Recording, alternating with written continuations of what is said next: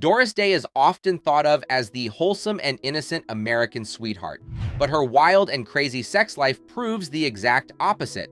From juggling half a dozen lovers at the same time to cheating on her husbands, Doris's love life was anything but conventional. And in this video, we are going to be telling you the most shocking details about her sex life. Doris Day hated that she was always made out to be sweet and innocent.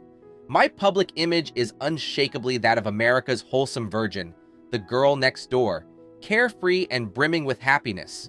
But what most people probably don't know is that Doris was definitely no sweet little angel. Even in her memoir, she had to set the record straight. I'm tired of being thought of as Miss Goody Two-Shoes. It has nothing to do with the life I've had. Doris was already having sex by the time she was a teenager, and even then she was by no means relegated to just one man. She was barely 17, and already may or may not have been juggling 3 different lovers at the same time. So, to say that she was sexually mature at a very young age would be a grave understatement. But it is, however, the age-old question of nurture versus nature. Was Doris born to be a sexual creature driven by lust, or was she taught? Doris's childhood was one of turmoil and instability, and although her father wasn't a drunkard or a violent man, he was a serial philanderer who constantly cheated on Doris's mother. One such occasion left an especially deep scar in Doris's memory, and even her psyche.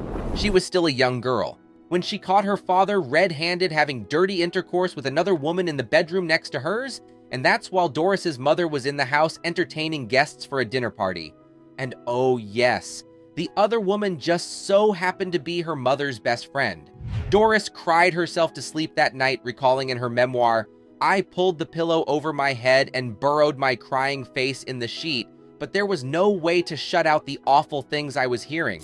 Clearly, Doris was exposed to sex from an early age, and whether she realized it or not, it may very well have left an impression on her. Doris's parents divorced soon after. She was just 12 years old when her father moved out of their house and out of her life. When Doris was 15, a freak car accident left her with a shattered leg and shattered dreams of becoming a professional dancer, a dream she had vehemently pursued since she was 5. But the multi-talented Doris broke into the music scene just the following year after impressing musician Barney Rapp. He was looking for a female singer for his band.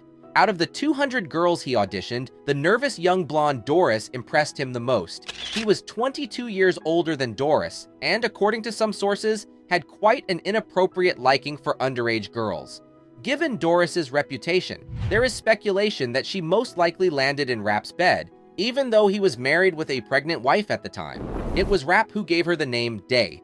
Born Doris Mary Ann Kappelhoff, he felt that her last name sounded too Jewish and it had to be changed. In her audition, Doris sang the song Day After Day, and so it was decided. Doris Kappelhoff was reborn as Doris Day.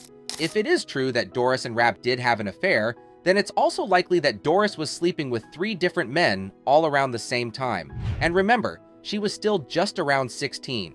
While Doris may or may not have had an affair with Rapp, she was already in a steady relationship with radio presenter Fred Foster. But she would also cheat on Foster with another musician, Al Jordan. Funny enough, Doris had a distinct dislike for Jordan when they first met, and so did Doris's mother. She was 16 and he was 22. What mother would approve of that? When Jordan first asked Doris out on a date, she blasted him. "He's a creep and I wouldn't go out with him if they were giving away gold nuggets at the movie." Yet somehow, they started an affair. For a while, Doris continued to toy with her steady boyfriend before finally dumping him for Jordan. It wasn't long before the two got engaged, much to the horror of Doris's mother. And her mother was right to worry. Not only did Jordan constantly cheat on Doris, but he treated her less like a wife and more like his own personal punching bag. At the time, he was away touring with a new band, and Doris herself joined a new band, Band of Renown. The group's leader, a man named Les Brown, immediately realized Doris's raw talent and helped her to boost her career. However, the pressure of touring and performing weighed heavily on Doris. To help her cope, Doris turned to heavy drinking and smoking, up to 2 packets a day. She finally threw in the towel and quit the band to get married. Even though Les and Doris's mother begged her not to quit her career and not to get married, she was simply determined to go through with it. Her biggest dream, more than anything, was to have a family. "It was the only ambition I ever had. not to be a dancer or Hollywood movie star, but to be a housewife in a good marriage. Sadly, though, there was nothing good about her marriage. It was a constant roller coaster of Jordan knocking her around and then having passionate makeup sex, only to fly into a violent outburst again and physically punish her for whatever reason. Notoriously jealous, he once dragged her out of a theater after she had given another musician an innocent kiss on the cheek to thank him for a wedding present. Jordan dragged her across the street and into their hotel room, where he let loose on her in the most violent way. It was the very next day after their wedding. On another occasion, he and Doris were walking in the street when she pointed to a magazine with her photo on the cover. The fact that she was wearing a swimsuit was too much for him to handle, so he once again got physical with her right there in the street in front of horrified onlookers. Not long after tying the knot, Doris fell pregnant. Jordan refused to accept that the baby was his, and he was determined. If she wasn't going to get rid of the baby, then he was going to get rid of her permanently, as in 6 foot under the ground permanently. So he bought a gun and planned to use it first on her and the unborn baby, and then on himself. He almost went through with it too. Thankfully, Doris convinced him to spare her life. Doris gave birth to a baby boy when she was just 18. Her marriage went from bad to worse, cycling between violence and crazy sex. Eventually, she could take it no more. She filed for divorce and returned to Les and picked up her music career. She had barely separated from Jordan when she already had a new man in her life, another musician named George Weidler. The two got married in 1946, but once again, Doris would not find the happiness that she so desperately yearned for. While George wasn't prone to violent outbursts like her first husband, he did have a nasty habit of fooling around with other women. He also made no secret of the fact that he did not like Doris's son, Terry. And just like her first husband, George was also a very jealous man and had trouble accepting Doris's growing fame. I could not doubt his strong desire for me, but I guess his desire not to be Mr. Doris Day was even stronger. Eventually, their relationship fell apart, and the two got divorced after just 3 years of marriage. It once again didn't take Doris long at all to find new love. Soon after her divorce, she started dating her agent, Al Levy. Thanks to Al's connections in Hollywood, Doris landed a role in the film Romance on the High Seas. During filming, she started a hot and passionate affair with one of her co-stars, Jack Carson. But as if having 2 lovers at the same time wasn't enough, Doris was also cheating on both of them with her ex-husband, George. Even though they were divorced, she still met up with him just for some fun, passionate sex. Doris seemingly had a knack for choosing jealous and controlling men, and Al, it turned out, was probably the worst of them. When Doris ended her sexual affair with him, he began stalking her, especially while she was out with her 2 other lovers, George or Jack.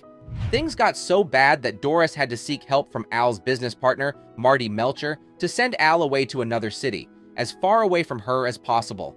But just as soon as Al was out of the picture, Marty moved in. Even though he was married, he and Doris started a fiery affair. By now, Doris was juggling about half a dozen lovers, all at the same time. Among others, she was sleeping with Marty, her ex-husband, her co-star Jack Carson, and also her co-star from another film, an actor named Steve Cochran, who was actually dating Joan Crawford at the time. Joan never forgave Doris for stealing her man. But Doris didn't stop there. She was also sleeping around with Ronald Reagan. When news of her scandalous affair with Marty made tabloid headlines, his wife immediately demanded a divorce. All too happy to oblige, Marty divorced his wife and married Doris on the day of her 27th birthday. Even while married to Marty, there were rumors of affairs. Whether true or not, Doris was said to have had a quick fling with baseball legend Elgin Taylor. She was also rumored to have cheated on her husband with costume designer Moss Mabry. Still acting as her manager and agent, Marty pushed his wife to take high-paying movie roles. But it wasn't until his death in 1968 that she discovered how he had embezzled all her money. When he died, Doris had to learn with shock and horror that she was penniless. He had squandered her $20 million net worth and left her dead broke. More than that, he also left her with a $450,000 debt. In the mid-70s, Doris also reportedly had a steamy affair with Burt Reynolds. Although it didn't last long, she described him as a fun man. Doris later married a man named Barry Comden, who was 12 years her junior. But after just 5 years of marriage, they separated again in 1982. Apparently, Doris loved her pets more than her husband, and he eventually couldn't take it anymore, as he once revealed in an interview. She had 14 dogs, and the final straw was when I was kicked out of bed to make way for Tiger, a poodle. Despite achieving monumental success as both a singer and an actress, Doris never got to realize her biggest dream ever, to be a housewife and to have a good husband. Her married life was one of tumultuous relationships and cheating scandals. One thing is for sure, Doris Day was definitely not the wholesome and innocent girl next door. If you enjoyed this video, there's a good chance you'll also enjoy the one showing on your screen right now. Click, enjoy, and don't forget to subscribe to the channel. See you on the next one.